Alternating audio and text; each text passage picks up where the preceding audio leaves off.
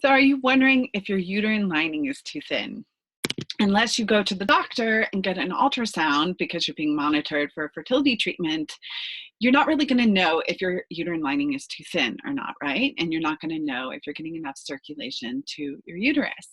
But having a healthy uterine lining that's thick enough, that has the triple layers, that has really good circulation, is obviously really important for implantation and for a healthy pregnancy, a healthy, lasting pregnancy and a healthy baby. So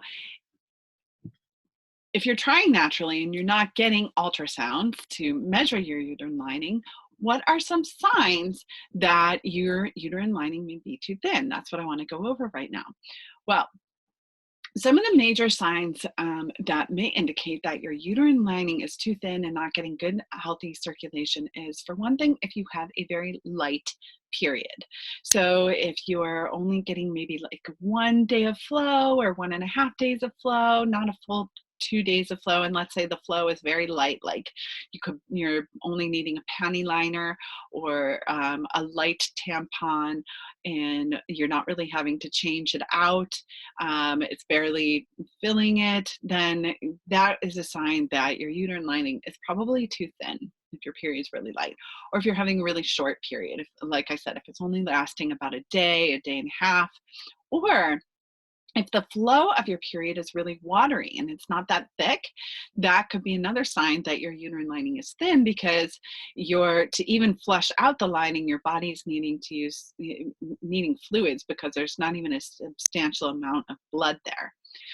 Or if the color of your flow is like a pink pale color, that would also be a sign that you're not having a substantial thickness of your uterine lining and good triple layer lining with good circulation to it. Some other signs that, besides just the consistency of your flow and the color and so forth of your flow, that you might have what we call blood deficiency in Chinese medicine. Blood deficiency that would show up as a thin uterine lining may be that you're also ovulating really late in your cycle. So you should be ovulating around day 14 in your cycle, but let's say you're ovulating maybe like day 21 or later in your cycle. That could be a sign of what we would say is blood deficiency, because there's just not enough blood flow there to actually support your egg maturing on time and ovulating on time. So that would be another sign of what we call blood deficiency from a Chinese medicine point of view. Some other signs of blood deficiency that have less to do with your cycle and more just with your overall health and so forth would be if you have like dry skin or dry hair or dry eyes. This is because your body's not producing enough substantial, really like nourishing, nutrient-rich blood to nourish your skin, your hair, your eyes. If you have poor memory or difficulty focusing, or if you're getting headaches, or if you're tired a lot, or if you have trouble sleeping, or if you have anxiety, a combination of these signs can also indicate that you're lacking a substantial amount of blood, that your body's not producing enough healthy, nutrient-rich blood cells.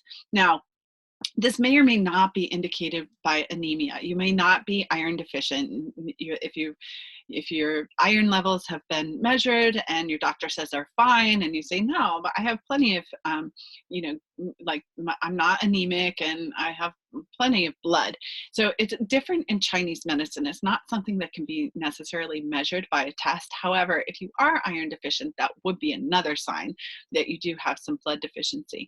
But in Chinese medicine, we measure the health of your blood quality by these symptoms. So if you're having a really healthy period, if you're not having any signs like dry skin, dry hair, dry eyes, difficulty sleeping, focusing, poor memory, then most likely your blood deficiency is not your pattern. But if you are having any of these signs, then it's a good indication that you do need to really nourish your blood. And this is one of the focuses in my online program, Fertility Activation Method.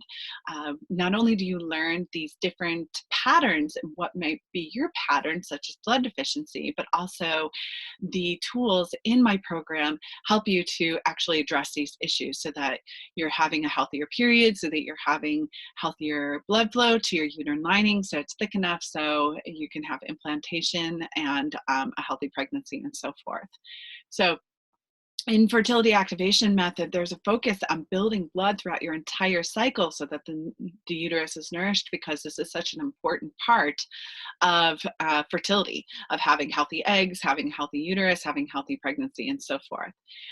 Healthy digestion and having really good sleep contribute to being able to build up healthy blood cells as well. In fact, there's such a strong focus on it nourishing the entire body in my program, Fertility Activation Method, because it's so, so, so important for your fertility. So if you want to learn more about my 4-step method for getting pregnant easier and healthier and more affordable way, then you can sign up for the masterclass.